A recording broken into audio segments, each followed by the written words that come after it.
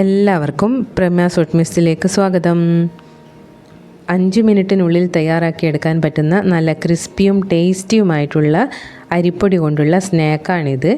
ഇത് നമുക്ക് കുട്ടികൾക്ക് ബേക്കറി ഐറ്റംസിന് പകരം സ്നാക്സ് ബോക്സിൽ കൊടുത്തു വിടാനും പറ്റും. എങ്ങനെയാണ് തയ്യാറാക്കുന്നത് എന്ന് നോക്കാം. അതിനായിട്ട് ഒരു കടായി വെച്ചിട്ടുണ്ട്. 1/2 കപ്പ് വെള്ളമാണ് ചേർത്ത് കൊടുക്കുന്നത്. ആവശ്യത്തിനുള്ള ഉപ്പും ചേർത്ത് കൊടുത്ത് വെള്ളം ഒന്ന് തിളച്ച് വരുമ്പോൾ 1 കപ്പ് നൈസ് അരിപ്പൊടിയാണ് ചേർത്ത് കൊടുക്കുന്നത്. 1 കപ്പ് പൊടിക്ക് 1/2 കപ്പ് വെള്ളം എന്ന രീതിയിൽ വേണം എടുക്കാൻ. ഇനി ഇത് നന്നായിട്ടൊന്ന് മിക്സ് ചെയ്ത് എടുക്കാം. പൊടി നനഞ്ഞ് കുഴഞ്ഞു പോകരുത്, അതുകൊണ്ടാണ് 1 കപ്പ് പൊടിക്ക് 1/2 കപ്പ് വെള്ളം ചേർത്ത് കൊടുക്കുന്നത്. ഇതൊന്ന് നന്നായിട്ടൊന്ന് ചൂടാക്കി എല്ലാ സൈഡും ഒന്ന് നന്നായിട്ട് സെറ്റാക്കി എടുത്താൽ മതി.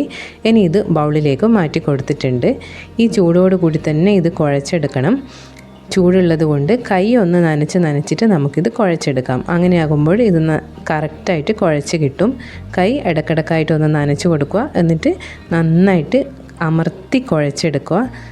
ഇത്ര മാത്രം നന്നായിട്ട് കൈ പ്രസ് ചെയ്ത് കുഴച്ചെടുത്താൽ മതി. അപ്പോൾ ഇത് നല്ല കറക്റ്റായിട്ട് കിട്ടും. നല്ല ഹാർഡായിട്ടുള്ള ഒരു മാവാണ് നമുക്ക് കിട്ടേണ്ടത്.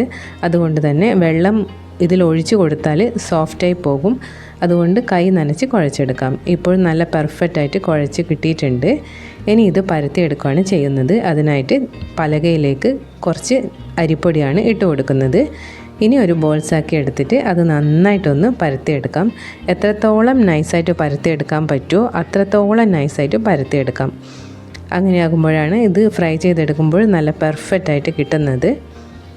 ഇത് ഇനി നിങ്ങൾക്ക് ഇഷ്ടപ്പെട്ട ഷേപ്പിൽ കട്ട് ചെയ്ത് എടുക്കാം. ഞാനിതിപ്പം ഒരു കട്ടർ വെച്ചിട്ടാണ് കട്ട് ചെയ്തെടുക്കുന്നത്. അധികം ചെറുതുമല്ല അധികം വലുതുമല്ലാത്ത രീതിയിലാണ് ഞാൻ കട്ട് ചെയ്തെടുത്തിട്ടുള്ളത്. നിങ്ങൾക്ക് വലുതാണെങ്കിൽ വലുതായിട്ട് കട്ട് ചെയ്തെടുക്കാം. ഇത്രയേ ഉള്ളൂ. ഇതെല്ലാം ഇപ്പം ഞാൻ കട്ട് ചെയ്തെടുത്തിട്ടുണ്ട്. വളരെ പെട്ടെന്ന് തയ്യാറാക്കി എടുക്കാൻ പറ്റുന്നതാണ്. നമുക്ക് ബേക്കറി ഐറ്റംസൊക്കെ ഒഴിവാക്കിയിട്ട് കുട്ടികൾക്ക് ഇങ്ങനെയൊക്കെ കൊടുക്കാം. ഇനി ഇത് നമുക്ക് ഫ്രൈ ചെയ്തെടുക്കണം. മുഴുവനായിട്ടും ഇങ്ങനെ കട്ട് ചെയ്തെടുത്തിട്ടുണ്ട്. ഇനി എണ്ണ ചൂടാകാനായിട്ട് വെച്ചു. ചൂടായി വന്ന എണ്ണയിലേക്ക് ഞാനിതിപ്പോൾ ഒരു നുള്ള് ഉപ്പ് ചേർത്ത് കൊടുക്കുന്നുണ്ട്. അങ്ങനെയാകുമ്പോൾ നമ്മളിത് ഫ്രൈ ചെയ്തെടുക്കുമ്പോൾ ഒട്ടും എണ്ണ കുടിക്കാതെ നമുക്ക് ഫ്രൈ ചെയ്തെടുക്കാൻ പറ്റും. അത് നല്ലൊരു ടിപ്പാണ്.